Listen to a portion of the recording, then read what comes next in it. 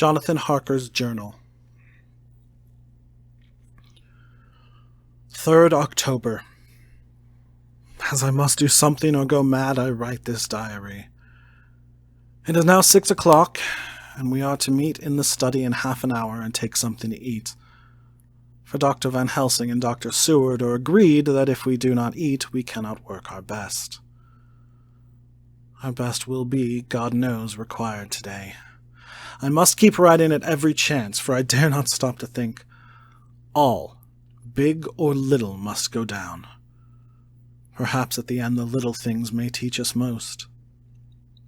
The teaching, big or little, could not have landed Mina or me anywhere worse than we are today.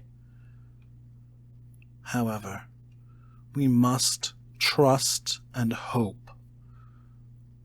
Poor Mina told me just now, with the tears running down her dear cheeks, that it is in trouble and trial that our faith is tested, that we must keep on trusting, and that God will aid us up to the end. The end! Oh my God, what end?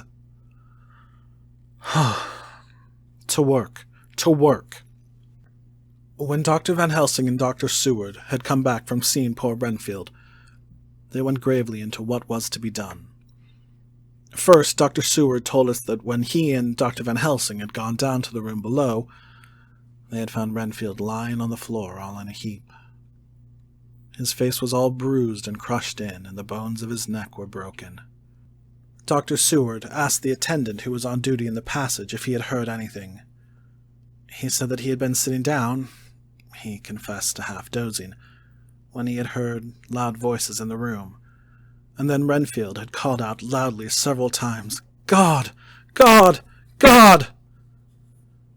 After that, there was a sound of falling, and when he entered the room he found him lying on the floor face down just as the doctors had seen him. Van Helsing asked if he had heard voices or a voice, and he said he could not say, that at first it had seemed to him as if there were two, but as there was no one in the room, it could have been only one. He could swear to it, if required, that the word God was spoken by the patient. Dr. Seward said to us, when we were alone, that he did not wish to go into the matter. The question of an inquest had to be considered, and it would never do to put forward the truth, as no one would believe it. As it was, he thought that on the attendant's evidence he could give a certificate of death by misadventure in falling from bed. In case the coroner should demand it, there would be a formal inquest, necessarily to the same results. When the question began to be discussed as to what should be our next step, the very first thing we decided was that Mina should be in full confidence, that nothing of any sort, no matter how painful, should be kept from her. She herself agreed as to its wisdom, and it was pitiful to see her so brave and yet so sorrowful and in such a depth of despair. "There must be no concealment," she said. "Alas, we have had too much already, and besides, there is nothing in all the world that can give me more pain than I have already endured, than I suffer now. Whatever may happen, it must be of new hope or of new courage to me." Van Helsing was looking at her fixedly as she spoke, and said, suddenly but quietly, "But, dear Madam Mina, are you not afraid? Not for yourself, but for others from yourself, after what has happened?" Her face grew set in its lines, but her eyes shone with the devotion of a martyr as she answered, "No, for my mind is made up." "To what?" he asked gently, whilst we were all very still, for each in our own way we had a sort of vague idea of what she meant. Her answer came with direct simplicity, as though she were simply stating a fact. "Because if I find in myself, and I shall watch keenly for it, a sign of harm to any that I love, I shall die." "You would not kill yourself?" he asked hoarsely. "I would, If there were no friend who loved me, who would save me such pain and so desperate an effort. She looked at him meaningly as she spoke. He was sitting down, but now he rose and came close to her and put his hands on her head as he said solemnly, "My child, there is such an one, if it were for your good. For myself, I could hold it in my account with God to find such an euthanasia for you, even at this moment if it were best.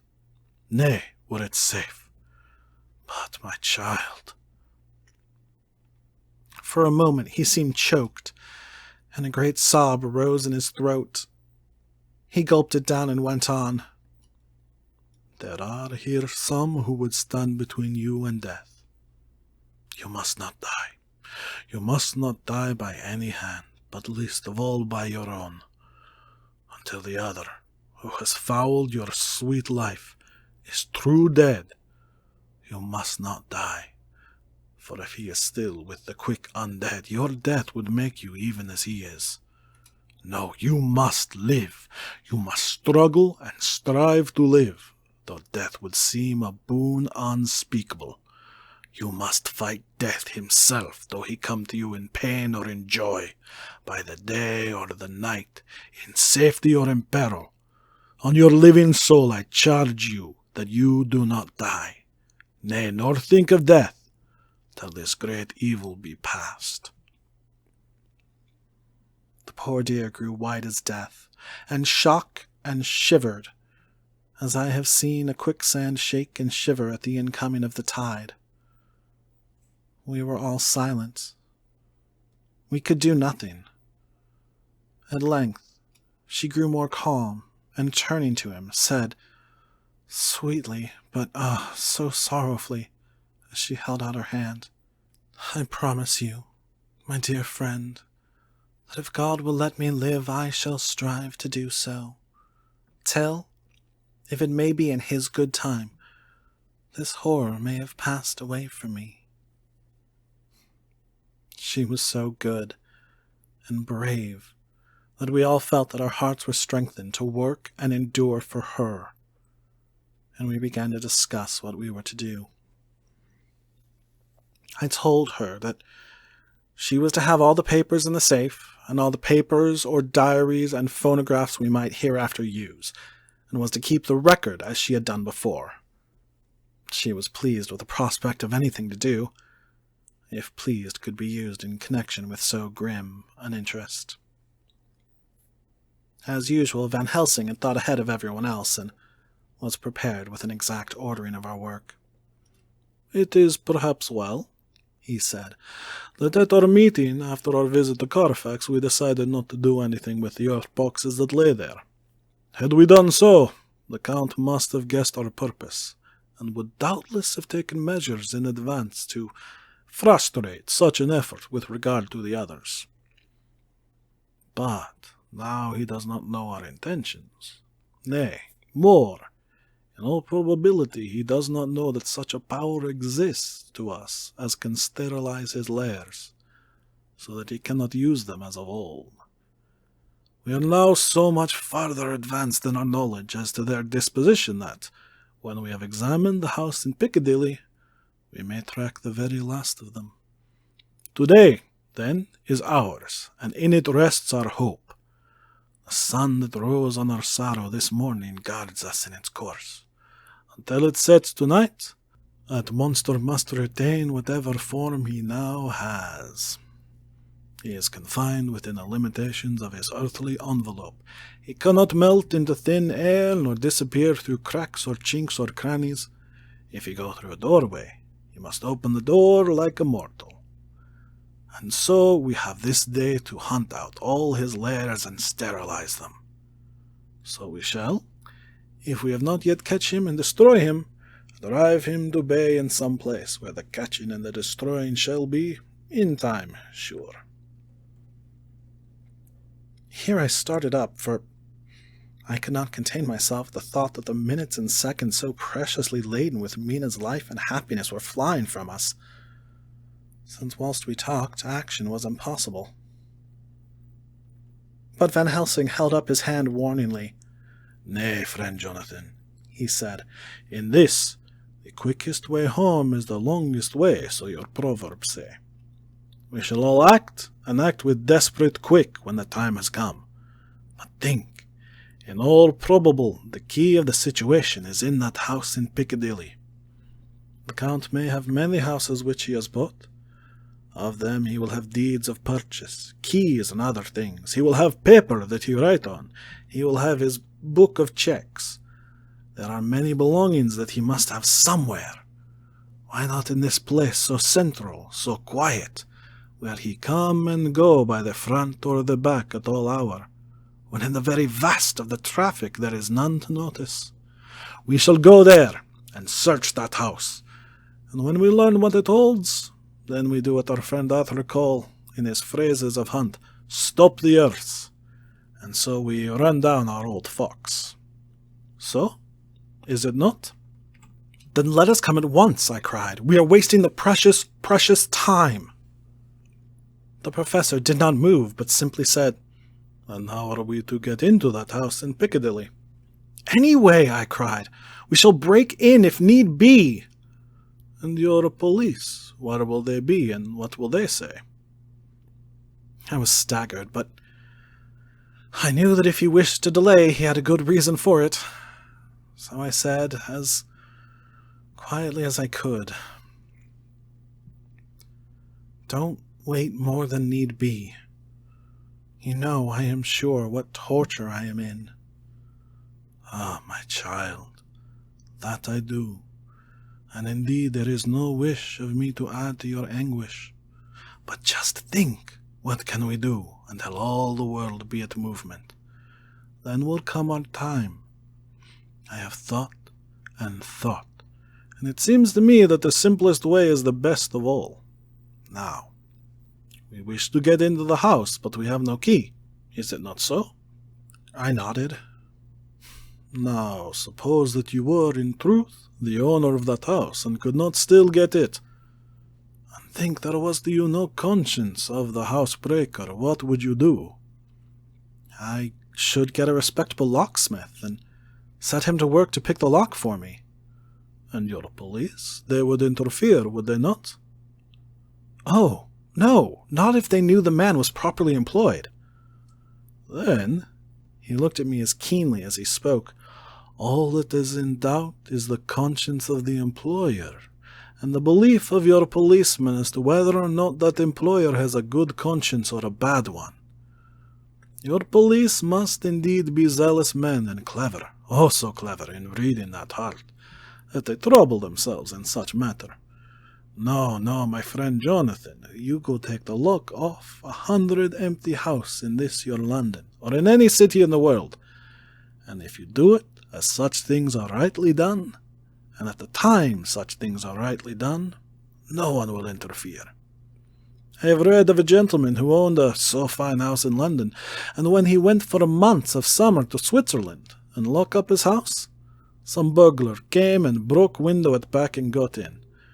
Then he went and made open the shutters in front and walk out and in through the door before the very eyes of the police. Then he have an auction in that house, and advertised it, and put up big notice. And when the day come, he sell off by a great auctioneer all the goods of that other man who owned them. Then he go to a builder, and he sell him that house, making an agreement that he pull it down and take away all within a certain time. And your police and other authority help him all they can. And when that owner come back from his holiday in Switzerland, he find only an empty hole where his house had been. This was all done en règle, and in our work we shall be en règle too. We shall not go so early that the policemen who have then little to think of shall deem it strange, but we shall go after 10 o'clock, when there are many about, and such things would be done were we indeed owners of the house." I could not but see how right he was, and the terrible despair of Mina's face became relaxed a thought. There was hope in such good counsel. Van Helsing went on. "When once within the house, we may find more clues. At any rate, some of us can remain there, whilst the rest find the other places where there'll be more earth boxes, at Bermondsey and Mile End. Lord Godalming stood up. I can be of some use here, he said. I shall wire to my people to have horses and carriages where they will be most convenient. Look here, old fella, said Morris. It is a capital idea to have all ready in case we want to go horsebacking, but don't you think that one of your snappy carriages with its heraldic adornments in a byway of Walworth or Mile End would attract too much attention for our purposes? Seems to me that we ought to take cabs when we go south or east, and even leave them somewhere beyond the neighborhood we are going to. Friend Quincy is right, said the professor. His head is what you call in playing with the horizon. It is difficult thing that we go to do, and we do not want no peoples to watch us, if so it may.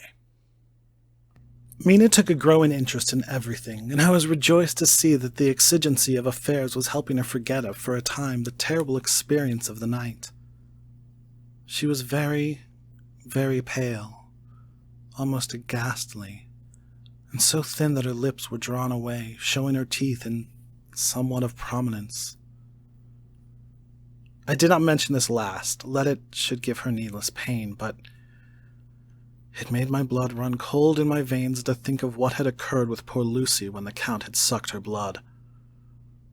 And yet there was no sign of the teeth growing sharper, but the time as yet was short, and there was time for fear. When we came to the discussion of the sequence of our efforts and of the disposition of our forces, there were new sources of doubt, and it was finally agreed that before starting for Piccadilly, we should destroy the Count's lair close at hand. In case he should find it out too soon, we should thus be still ahead of him in our work of destruction, and his presence, in his purely material shape, and at his weakest, might give us some new clue. As to the disposal of forces, it was suggested by the professor that, after our visit to Carfax, we should all enter the house in Piccadilly, that the two doctors and I should remain there, whilst Lord Godalming and Quincy found the lairs at Walworth and Mile End and destroyed them. It was possible, if not likely, the professor urged, that the Count might appear in Piccadilly during the day, and that if so we might be able to cope with him then and there. At any rate, we might be able to follow him in force. To this plan I strenuously objected, and so far as my going was concerned, for I said that I intended to stay and protect Mina. I thought that my mind was made up on the subject, but Mina would not listen to my objection. She said that there might be some law matter in which I could be useful, that amongst the Count's papers might be some clue which I could understand out of my experience in Transylvania, and that, as it was, all the strength we could muster was required to cope with the Count's extraordinary power. I had to give in, for Mina's resolution was fixed. She said that it was the last hope for her that we should all work together. As for me, she said, I have no fear. Things have been as bad as they can be, and whatever happens must have in it some element of hope or comfort. Go, my husband. God can, if he wishes it, guard me as well alone as with anyone present. So I started up crying out, Then in God's name let us come at once, for we are losing time. The Count may come to Piccadilly earlier than we think. Not so, said Van Helsing, holding up his hand. But why? I asked. Do you forget, he said, with actually a smile, that last night he banqueted heavily and will sleep late? Did I forget? Shall I ever? Can I ever? Can any of us ever forget that terrible scene? Mina struggled hard to keep her brave countenance, but the pain overmastered her, and she put her hands before her face and shuddered whilst she moaned. Van Helsing had not intended to recall her frightful experience. He had simply lost sight of her and her part in the affair in his intellectual effort. When it struck him what he had said, he was horrified at his thoughtlessness and tried to comfort her. Oh, Madam Mina, he said, dear, dear Madam Mina, alas, that I, of all who so reverence you, should have said anything so forgetful. These stupid old lips of mine and this stupid old head do not deserve so, but you will forget it, will you not?" He bent low beside her as he spoke, and she took his hand, and looking at him through her tears, said hoarsely, "No, I shall not forget, for it is well that I remember, and with it I have so much in memory of you that is sweet that I take it all together. Now, you must all be going soon. Breakfast is ready, and we must all eat that we may be strong." Breakfast was a strange meal to us all. We tried to be cheerful and encourage each other, and Mina was the brightest and most cheerful of us.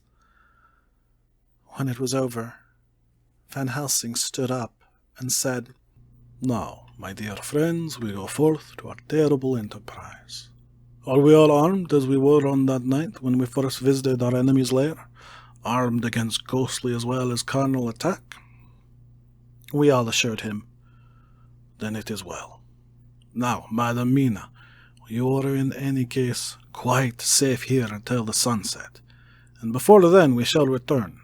If we shall return. But before we go, let me see you armed against personal attack. I have myself, since you came down, prepared your chamber by the placing of things of which we know, so that he may not enter. Now let me guard yourself. On your forehead I touch this piece of sacred wafer in the name of the Father, the Son," and there was a fearful scream which almost froze our hearts to hear. As he had placed the wafer on Mina's forehead, it had seared it, had burned into the flesh as though it had been a piece of white-hot metal. My poor darling's brain had told her the significance of the fact as quickly as her nerves received the pain of it, and the two so overwhelmed her that her overwrought nature had its voice in that dreadful scream. But the words to her thought came quickly.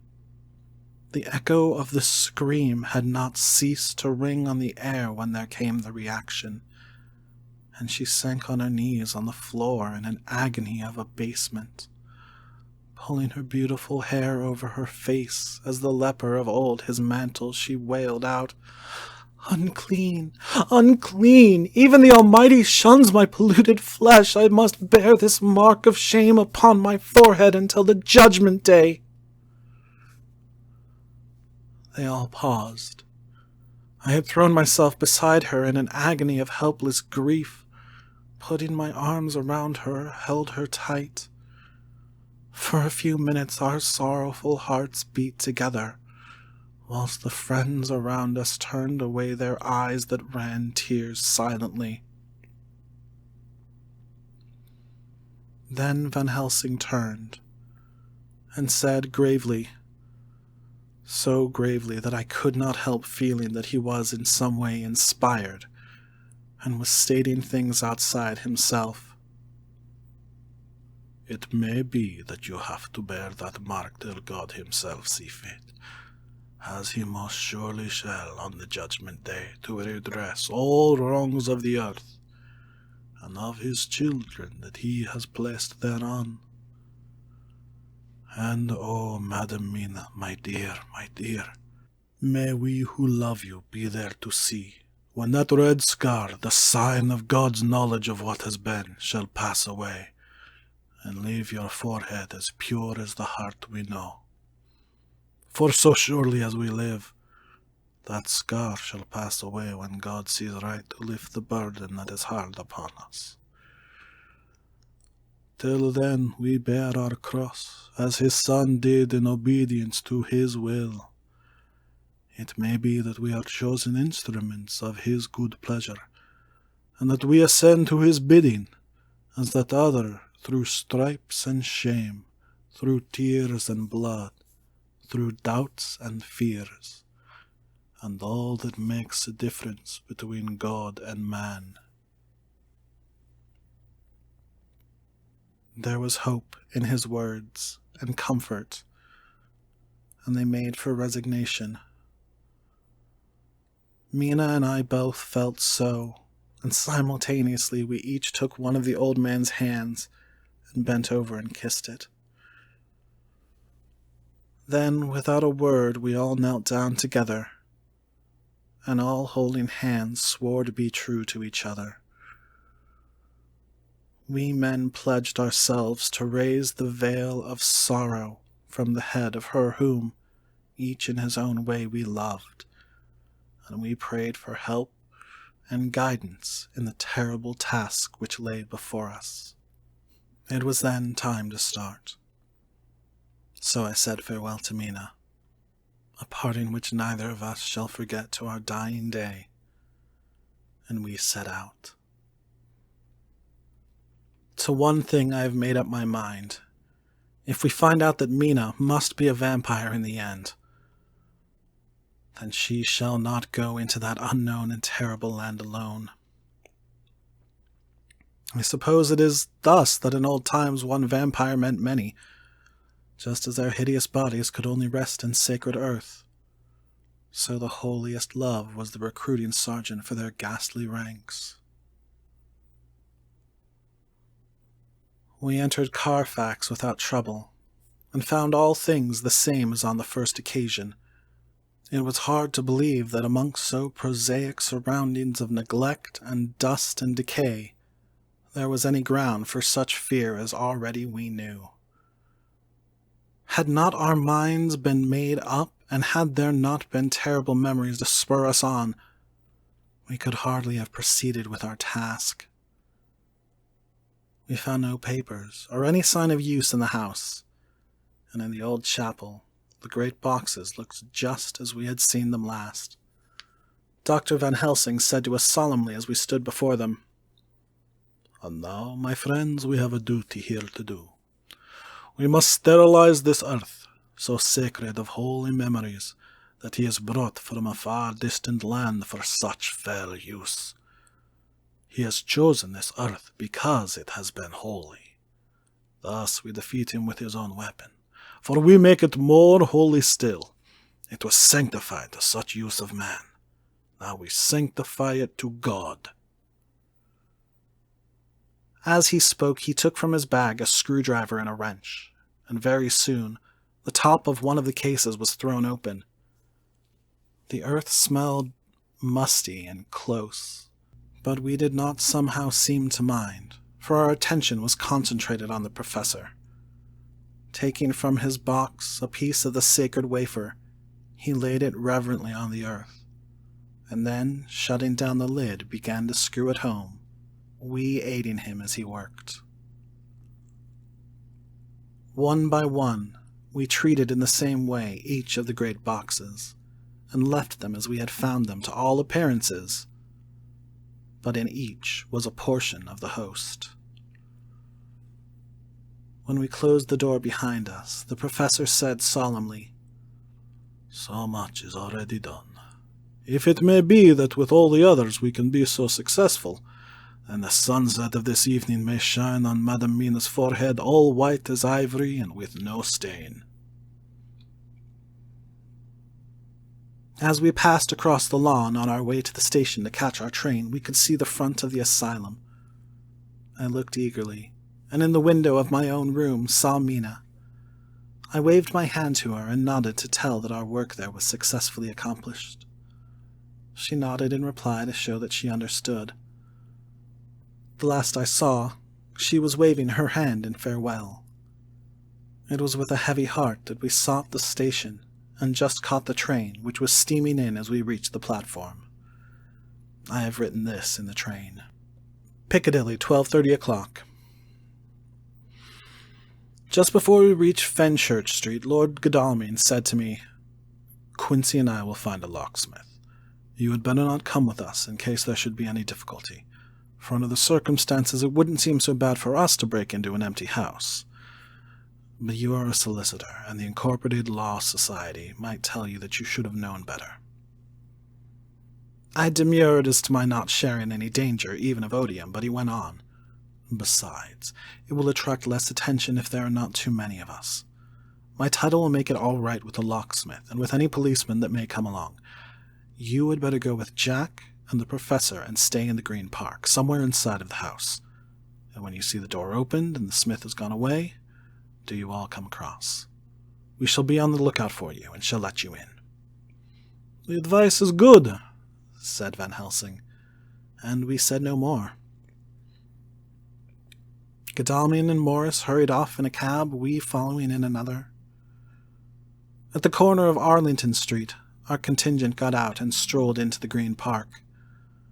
My heart beat when I saw the house on which so much of our hope was centered, looming up grim and silent in its deserted condition, amongst its more lively and spruce-looking neighbors. We sat down on a bench within good view, and began to smoke cigars so as to attract as little attention as possible. The minutes seemed to pass with leaden feet as we waited for the coming of others. At length we saw a four-wheeler drive up. Out of it, in leisurely fashion, got Lord Godalming and Morris, and down from the box descended a thick-set working man with his rush-woven basket of tools. Morris paid the cabman, who touched his hat and drove away. Together the two ascended the steps, and Lord Godalming pointed out what he had wanted done. The workman took off his coat leisurely and hung it on one of the spikes of the rail, saying something to a policeman who just then sauntered along. The policeman nodded acquiescence, and the man, kneeling down, placed his bag beside him. After searching through it, he took out a selection of tools, which he produced to lay beside him in orderly fashion. Then he stood up, looked into the keyhole, blew into it, and turning to his employers made some remark. Lord Godalming smiled, and the man lifted a good-sized bunch of keys. Selecting one of them, he began to probe the lock as if feeling his way with it. After fumbling about for a bit, he tried a second, and then a third. All at once, the door opened under a slight push from him, and he and the two others entered the hall. We sat still. My own cigar burnt furiously, but Van Helsing's went cold altogether. We waited patiently as we saw the workman come out and bring in his bag. Then he held the door partly open, steadying it with his knees, whilst he fitted a key to the lock. This he finally handed to Lord Godalming, who took out his purse and gave him something. The man touched his hat, took his bag, put on his coat, and departed. Not a soul took the slightest notice of the whole transaction. When the man had fairly gone, we three crossed the street and knocked at the door. It was immediately opened by Quincy Morris, beside whom stood Lord Godalming lighting a cigar. "The place smells so vilely," said the latter as we came in. It did indeed smell vilely, like the old chapel at Carfax, and with our previous experience it was plain to us that the Count had been using the place pretty freely. We moved to explore the house, all keeping together in case of an attack, for we knew we had a strong and wily enemy to deal with, and as yet we did not know whether the Count might not be in the house. In the dining room, which lay at the back of the hall, we found 8 boxes of earth. 8 boxes only out of the 9 which we sought. Our work was not over, and would never be until we should have found the missing box. First we opened the shutters of the window which looked out across the narrow stone-flagged yard at the blank face of a stable, pointed to look like the front of a miniature house. There were no windows in it, so we were not afraid of being overlooked. We did not lose any time in examining the chest. With the tools which we had brought with us, we opened them one by one, and treated them as we had treated those others in the old chapel. It was evident to us that the Count was not at present in the house, and we proceeded to search for any of his effects. After a cursory glance at the rest of the rooms, from basement to attic, we came to the conclusion that the dining room contained any effects which might belong to the Count, and so we proceeded to minutely examine them. They lay in a sort of orderly disorder on the great dining-room table. There were title deeds of the Piccadilly house in a great bundle, deeds of the purchase of the houses at Mile End and Bermondsey, note-papers, envelopes, and pens and ink. All were covered up in a thin wrapping paper to keep them from the dust. There were also a clothes-brush, a brush and comb, and a jug and basin, the latter containing dirty water which was reddened as if with blood. Last of all was a little heap of keys of all sorts and sizes, probably those belonging to the other houses. When we had examined this last find, Lord Godalming and Quincey Morris, taking accurate notes of the various addresses of the houses in the east and the south, took with them the keys in a great bunch, and set out to destroy the boxes in those places. The rest of us are, with what patience we can, waiting their return, or the coming of the Count. Dr. Seward's Diary. 3rd October. The time seemed terrible long whilst we were waiting for the coming of Godalming and Quincey Morris. The Professor tried to keep our minds active by using them all the time.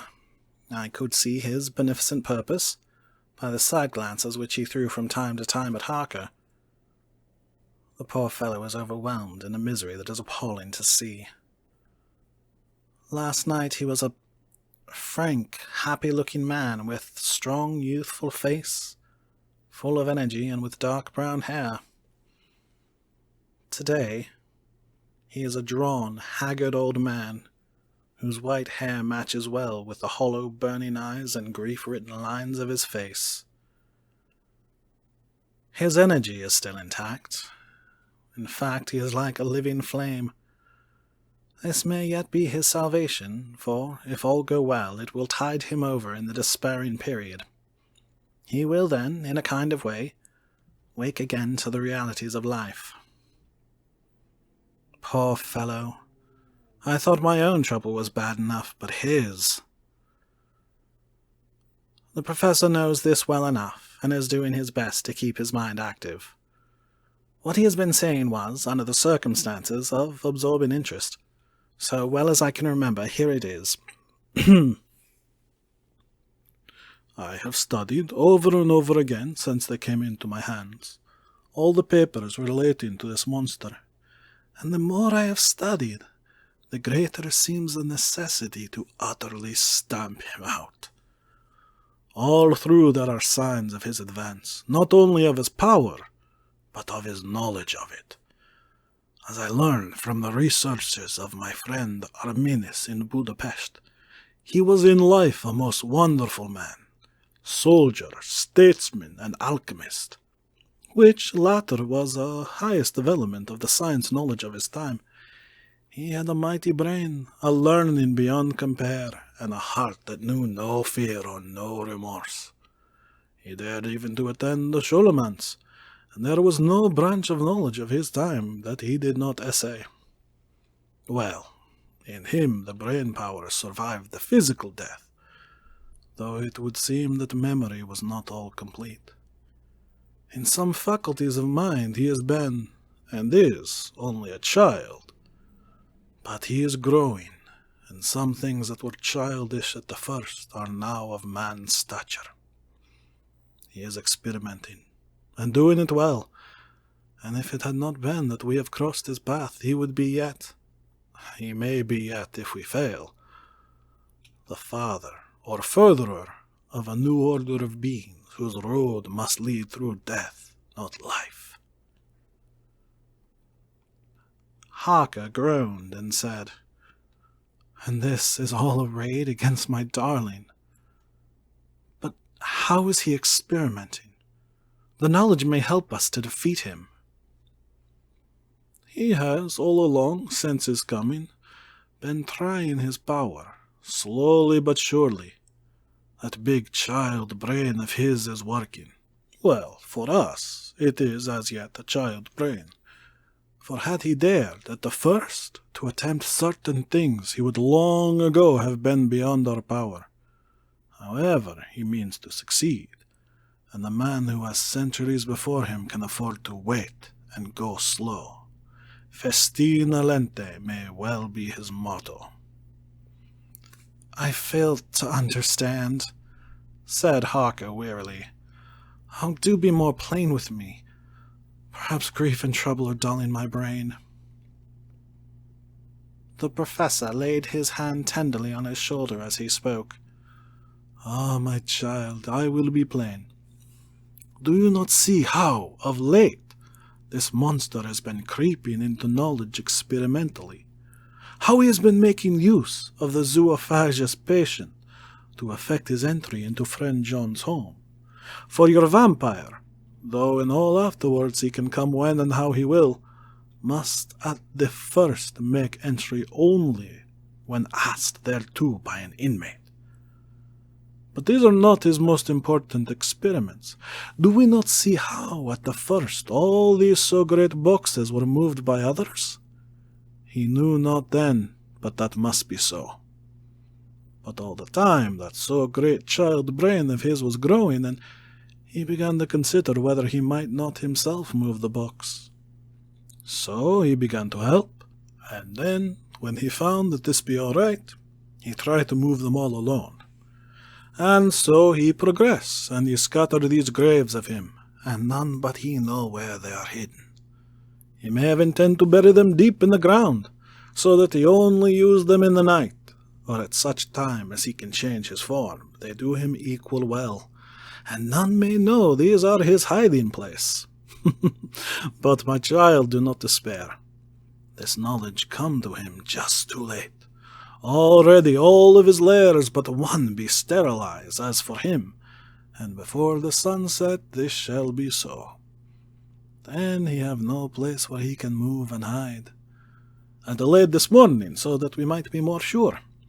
Is there not more at stake for us than for him? Then why we not be even more careful than him? By my clock it is 1 hour, and already, if all be well, friend Arthur and Quincy are on their way to us. Today is our day, and we must go sure, if slow, and lose no chance. See, there are 5 of us when those absent one returns. Whilst he was speaking, we were startled by a knock at the hall door, the double postman's knock of the telegraph boy. We all moved out of the hall with one impulse, and Van Helsing, holding up his hand to us to keep silence, stepped to the door and opened it. The boy handed in a dispatch. The professor closed the door again, and after looking at the direction, opened it and read aloud. Look out for D. He has just now, 12:45, come from Carfax hurriedly, and hastened toward the south. He seems to be going the round and may want to see you. Mina. There was a pause, broken by Jonathan Harker's voice. Now, God be thanked, we shall soon meet. Van Helsing turned to him quickly and said, God will act in his own way and time. Do not fear, and do not rejoice as yet, for what we wish for at the moment may be our undoings. I care for nothing now, he answered hotly, except to wipe out this brute from the face of creation. I would sell my soul to do it. Oh, hush, hush, my child, said Van Helsing. God does not purchase souls in this wise, and the devil, though he may purchase, does not keep faith. But God is merciful and just, and knows your pain and your devotion to that dear Madam Mina. Think you how her pain would be doubled, did she but hear your wild words. Do not fear any of us. We are all devoted to this cause, and today shall see the end. The time is coming for action, and today this vampire is limited to the powers of man until sunset. He may not change. It will take him time to arrive here. See, it is 20 minutes past 1, and there are yet some times before he can hither come, be he never so quick. What we must hope for is that my Lord Arthur and Quincy arrive first. About half an hour after we received Mrs. Harker's telegram, there came a quiet, resolute knock at the hall door. It was just an ordinary knock, such as is given hourly by thousands of gentlemen, but it made the professor's heart and mine beat loudly. We looked at each other, and together moved out into the hall. We each held ready to use our various armaments, the spiritual in the left hand and the mortal in the right. Van Helsing pulled back the latch, and, holding the door half open, stood back, having both hands ready for action. The gladness of our hearts must have shone upon our faces when on the step, close to the door, we saw Lord Godalming and Quincy Morris. They came quickly in, and closed the door behind them, the former saying as they moved along the hall, "It is all right. We found both places, and 6 boxes in each, and we destroyed them all." "Destroyed?" asked the professor. "For him." We were silent for a minute, and then Quincy said, "There's nothing to do but to wait here.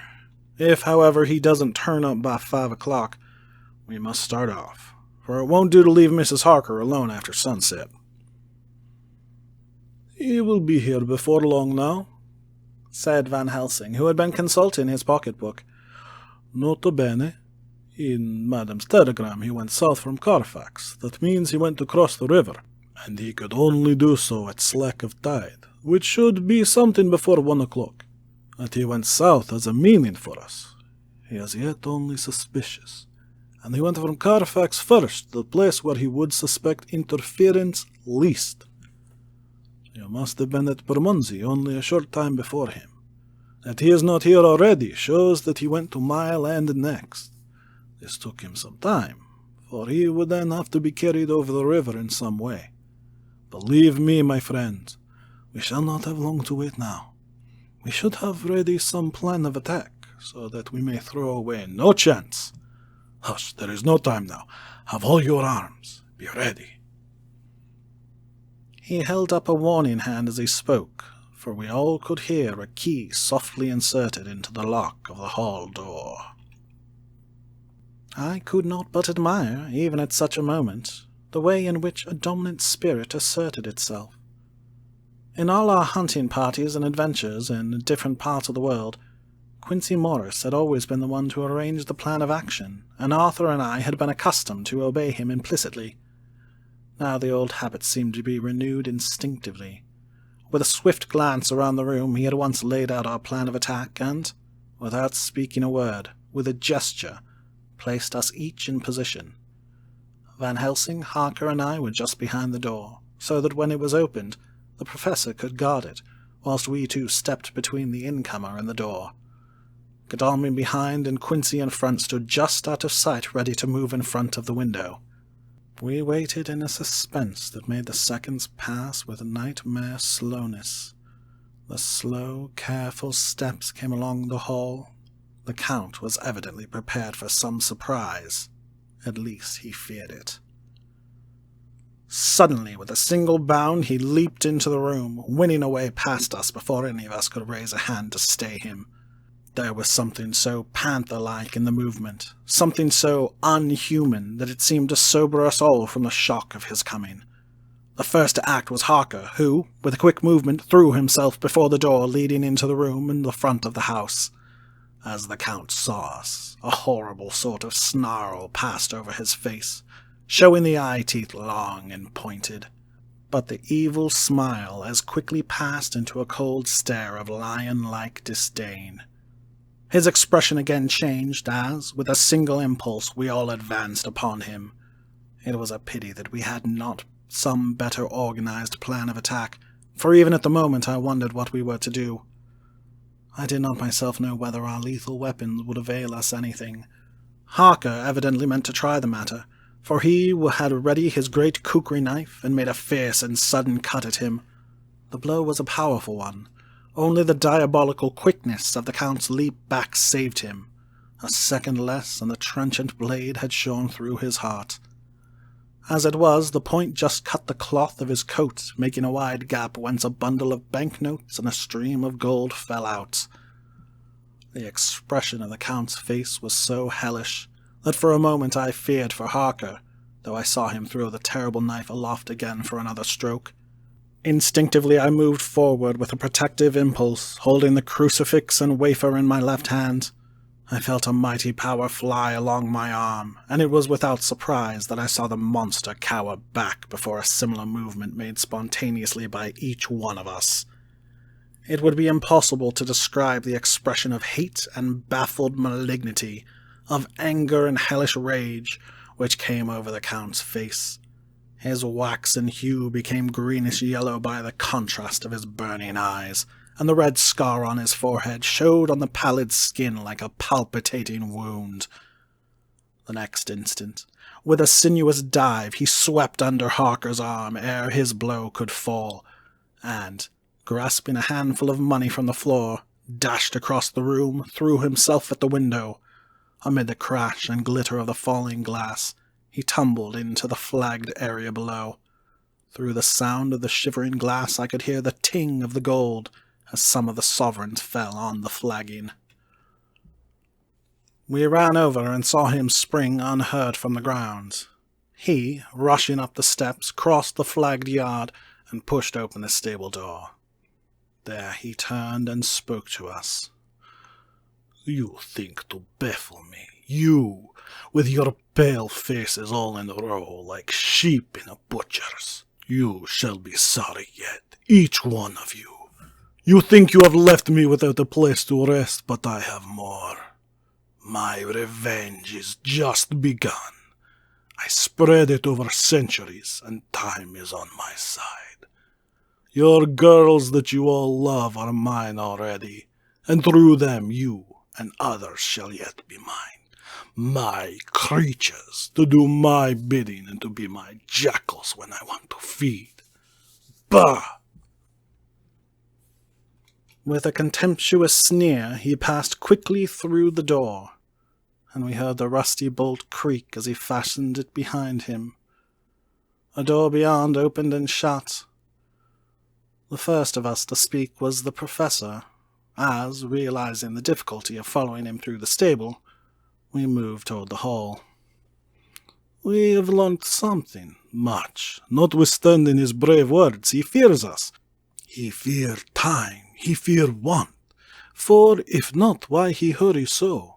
His very tone betray him, or my ears deceive. Why take that money? You follow quick. You are hunters of wild beasts, and understand it so. For me, I make sure that nothing here may be of use to him, if so that he return." As he spoke, he put the money remaining into his pocket, took the title deeds in a bundle as Harker had left them, and swept the remaining things into the open fireplace, where he set fire to them with a match. Godalming and Morris had rushed out into the yard, and Harker had lowered himself from the window to follow the Count. He had, however, bolted the stable door, and by the time they had forced it open there was no sign of him. Van Helsing and I tried to make inquiry at the back of the house, but the mews was deserted, and no one had seen him depart. It was now late in the afternoon, and sunset was not far off. We had to recognize that our game was up. With heavy hearts we agreed with the professor when he said, "Let us go back to Madam Mina. Poor, poor dear Madam Mina. All we can do just now is done, and we can there, at least, protect her. But we need not despair. There is but one more earth box, and we must try to find it. When that is done, all may yet be well." I could see that he spoke as bravely as he could to comfort Harker. The poor fellow was quite broken down. Now and again he gave a low groan which he could not suppress. He was thinking of his wife. With sad hearts we came back to my house, where we found Mrs. Harker awaiting us, with an appearance of cheerfulness which did honor to her bravery and unselfishness. When she saw our faces, her own became as pale as death. For a second or two her eyes were closed as if she were in secret prayer, and then she said cheerfully, "I can never thank you all enough. Oh, my poor darling." As she spoke, she took her husband's grey head in her hands and kissed it. "Lay your poor head here and rest it. All will yet be well, dear. God will protect us, if he so will it in his good intent." The poor fellow groaned. There was no place for words in his sublime misery. We had a sort of perfunctory supper together, and I think it cheered us all up somewhat. It was, however, the mere animal heat of food to hungry people, for none of us had eaten anything since breakfast, or the sense of companionship may have helped us. But Anyhow, we were all less miserable, and saw the morrow as not altogether without hope. True to our promise, we told Mrs. Harker everything which had passed, and although she grew snowy white at times when danger had seemed to threaten her husband, and red at others when his devotion to her was manifested, she listened bravely and with calmness. When we came to the part where Harker had rushed at the Count so recklessly, she clung to her husband's arm and held it tight as though her clinging could protect him from any harm that might come. She said nothing, however, till the narration was all done, and matters had been brought right up to the present time. Then, without letting go her husband's hand, she stood up amongst us and spoke. Oh, that I could give any idea of the scene, of that sweet, good woman, in all the radiant beauty of her youth and animation, with a red scar on her forehead, of which she was conscious, and which we saw with grinding of our teeth, remembering whence and how it came. Her loving kindness against our grim hate, her tender faith against all our fears and doubting, and we, knowing that so far as symbols went, she with all her goodness and purity and faith was outcast from God. Jonathan, she said, and the words sounded like music on her lips, it was so full of love and tenderness. Jonathan, dear, and you all my true friends, I want you to bear something in mind through all this dreadful time. I know that you must fight, that you must destroy, even as you destroyed the false Lucy, so that the true Lucy might live hereafter. But it is not a work of hate. That poor soul who has wrought all this misery is the saddest case of all. Just think what will be his joy when he too is destroyed in his worser part, that his better part may have spiritual immortality. You must be pitiful to him too, though it may not hold your hands from his destruction. As she spoke, I could see her husband's face darken and draw together, as though the passion in him were shriveling his being to its core. Instinctively the clasp on his wife's hand grew closer, till his knuckles looked white. She did not flinch from the pain which I knew she must have suffered, but looked at him with eyes that were more appealing than ever. As she stopped speaking, he leaped to his feet, almost tearing his hand from hers as he spoke. May God give him into my hand just for long enough to destroy that earthly life of him which we are aiming at. If beyond it I could send his soul for ever and ever to burning hell, I would do it. Oh, hush, in the name of the good God. Don't say such things, Jonathan, my husband. You will crush me with fear and horror. Just think, my dear, I have been thinking all this long day of it, that perhaps, some day, I too may need such pity, and that some other like you, or with equal cause for anger, may deny it to me. Oh, my husband, indeed I would have spared you such a thought had there been another way. But I pray that God may not have treasured your wild words, except as the heartbroken wail of a very loving and sorely stricken man. O God, let these poor white hairs go in evidence of what he has suffered, who all his life has done no wrong, and on whom so many sorrows have come. We men were all in tears now. There was no resisting them, and we wept openly. She wept, too, to see that her sweeter counsels had prevailed. Her husband flung himself on his knees beside her, and, putting his arms round her, hid his face in the folds of her dress. Van Helsing beckoned to us, and we stole out of the room, leaving the two loving hearts alone with their God. Before they retired, the professor fixed up the room against any coming of the vampire, and assured Mrs. Harker that she might rest in peace. She tried to school herself to the belief, and manifestly for her husband's sake, tried to seem content. It was a brave struggle, and was, I think and believe, not without its reward. Van Helsing had placed at hand a bell which either of them was to sound in case of any emergency. When they had retired, Quincy, Godalming, and I arranged that we should sit up, dividing the night between us, and watch over the safety of the poor stricken lady. The first watch falls to Quincy, so the rest of us shall be off to bed as soon as we can. Godalming has already turned in, for his is the second watch. Now that my work is done, I, too, shall go to bed. Jonathan Harker's Journal. 3 or 4 October, close to midnight. I thought yesterday would never end. There was over me a yearning for sleep and some sort of blind belief that to wake would be to find things changed, and that any change must now be for the better. Before we parted, we discussed what our next step was to be, but we could arrive at no result. All we knew was that one earth box remained, and that the Count alone knew where it was.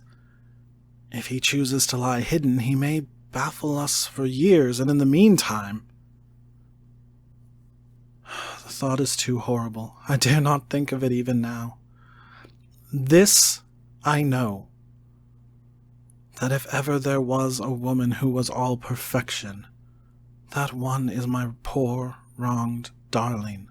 I love her 1,000 times more for her sweet pity of last night, a pity that made my own hate of the monster seem despicable. Surely God will not permit the world to be the poorer by the loss of such a creature. This is hope to me.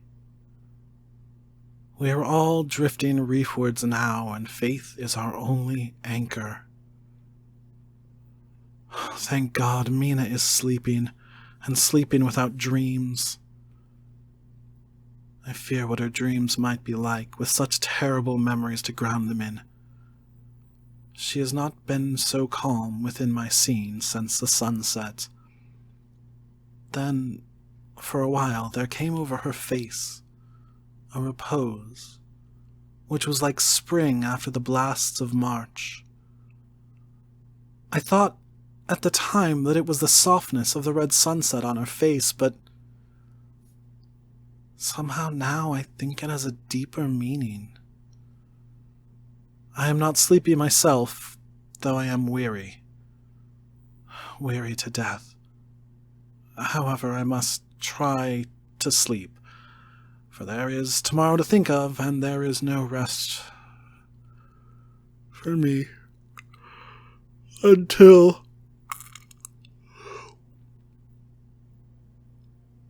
later.